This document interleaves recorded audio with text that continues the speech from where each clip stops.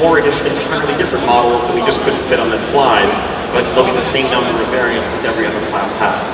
So that's something for, feral druids and guardian druids to look forward to. Oh, and by the way, yeah, on the last slide, that was an updated high-res version of the base cat form, in case you were wondering. Okay, so that's some of what artifacts have in store for you. We're going to have a lot more to discuss in the future, but that should kind of give you the gist of what they're all about. Now, class orders. So, as Alex mentioned, the aftermath of the events of the Broken Shore, our world is in flames, and we are struggling to survive in the face of the Legion threat that will just overwhelm and destroy us all if we don't stop it. And the Alliance and Horde, they're just not going to be able to come together and work together in the ways that need to happen to overcome this threat. But instead, it's the classes that actually band together to do that. Whether it's ancient orders like the Silver Hands and Lightstone Chapel, or the Mages of Dalaran, they're coming together, working together as a class to save the world and to do what needs to be done. And of course, they look to you as their leader, because you are the one who has just retrieved a fabled artifact of incomparable power. You are the wielder of Ashbringer. You are the wielder of Doomhammer.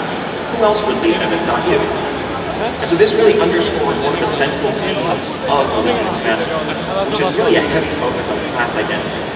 We want you to feel, if you're a warlock, to feel like a warlock, and that to feel different than being a paladin. Because they're about very different things. Even if their goals are the same at the end of the day, which is to defeat the Legion, they're going to go about it in very different ways. They're going to have very different allies. They're going to have very different powers to call upon in the process. So, the Order Halls represent a base of operations for your class. They're kind of like a private clubhouse that you share with other members of your class. It's a shared space where you'll see other paladins running around and other shamans. It's not personal in comparison, but it is a private space just for members of your class. The best analog is probably something like Acaris, the Death Knights are familiar with, the necropolis floating through the playgrounds that is only accessible to Death Knights.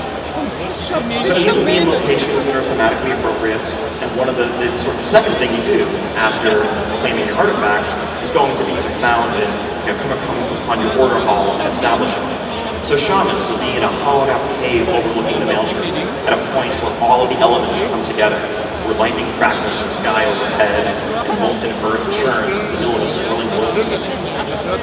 Paladins are going to discover a hidden Templar sanctum beneath Lightstone Chapel, where they will make their home. Now, warlocks really aren't comfortable unless there's, fell fire raining from the sky, demons all over the place. So the Warlock Order Hall is actually going to be on a Legion portal world, where only they can travel because that's what they do. That's what warlocks are. That's part of being a warlock. So this is a screenshot of Paladin class Order Hall beneath Light's Hope. This was, something that was shown briefly in the video, and every class is going to have their own unique space that they will return to with unique functions. This will be the place where you go to customize and upgrade your artifacts. This will be the place where you have certain special quests and other missions available to you, and it's tied to your class identity first and foremost. So in your order hall, you're going to have champions of your class, of your order. Now, this is an evolution of the Draenor follower system. Whereas in Draenor, you were raising an army, right? You needed to defeat the Iron Lord, so you went out into the world and you were recruiting anyone that you could get your hands on, regardless of what race they were, regardless of what class they were. Anyone who wanted to help you fight the Iron Lord, you wanted their help. But numbers are not going to work against the Burning Legion. We can't defeat them through numbers alone. They are infinite. If we don't seal the portal to Tomb of Sargeras, nothing will stop them.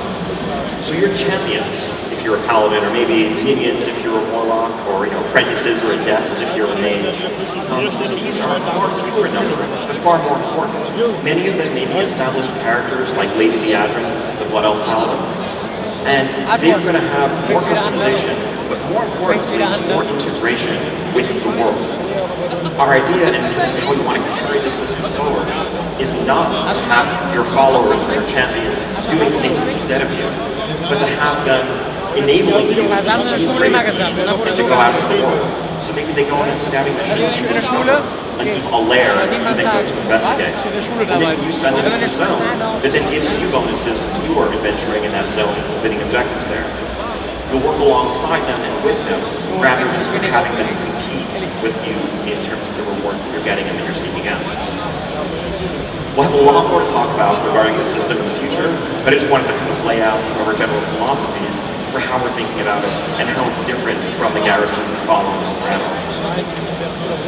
So, dungeons and raids. So I'm going to start with dungeons. And before I go into any specifics, I want to just take a minute to stress that we feel like we've done dungeons a bit of a disservice. Dungeons are essential. They are at the heart of what makes the MMO experience awesome. Going into a dungeon is going in and cooperating with a small group of your friends to overcome a challenge. And we want to make sure that there are more dungeons in Legion than before, that there is more varied challenges, more replayability, and more of a long-term reason to keep doing dungeons throughout the expansion. We don't want dungeons to be something that you just do for a month at the start, and then forget once you started to do raids. That said, let's talk specifics. So first up, the Halls of Valor. As Alex mentioned, this is one of the level up dungeons. It's high up in the clouds over Stormheim. And this is sort of a look at the dungeon itself. This is sort of the grand entrance. This is what you see when you first zone in.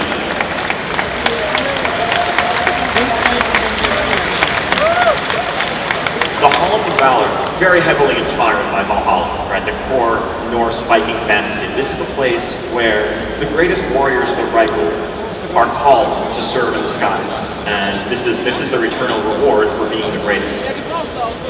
Now, what brings you here is actually over the course of Stormheim, as you are seeking out the Pillar of Creation from this zone that will help you seal up the Tomb of Sargeras, you are contending with the Legion cooperating leader of the Reichel, the God King. And as you contend with him and race against him through the zone, both of your paths lead you to this place, which is the ultimate resting location of the Pillar, and you must prove yourself worthy in battle so that you may claim it and not him. Otherwise, we're all doomed.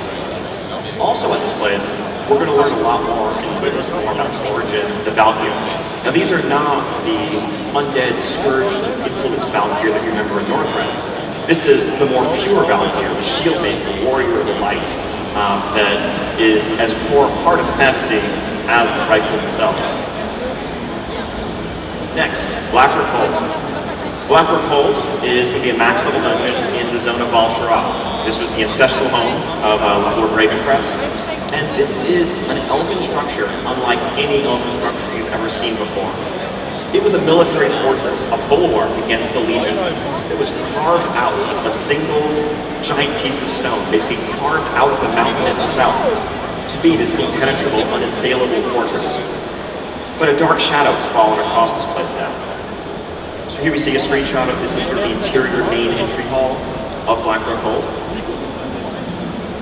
Next up here, this is a side hallway. You can see some light streaming in from the windows. Players are going to begin essentially in the basement in the underground catacombs beneath Blackrock Hold and work their way from the outside all the way to the very top of the spire where they will confront the true threat and the evil that is corrupting the castle itself. This is a look from the outside courtyard looking up at the walls and towers of the complex. This is an elven structure, but again, it's not quite like any elven structure you may have seen before. Next, the Vault of the Wardens. So this is a place that will be very familiar to demon hunters. As a demon hunter, and Tom will tell you a bit about this in the next bit, this is where you awaken. This was the Warden maximum security facility. Wardens being those awesome cloaked figures like Maya that you may remember from Burning Crusade. This is where they have kept all of the greatest threats to the world. Demon hunters among them, but also countless other terrifying monsters. And this is the place where the events of that cinematic that we saw before the expansion announcement trailer happened, where Gul'dan found Illidan. He was encased beneath the vault. Now, what was he up to? What is his plan? What is his purpose? We don't know, but it's a sure bet that it's nothing good. It's nothing that we want to have happen. And so we're going to begin investigating that mystery. We're going to begin hunting down Gul'dan and Illidan in this place. So here we see, this is one of the top levels of the Vault of the Wardens. We see some of the owl symbolism and that crescent half-moon shape.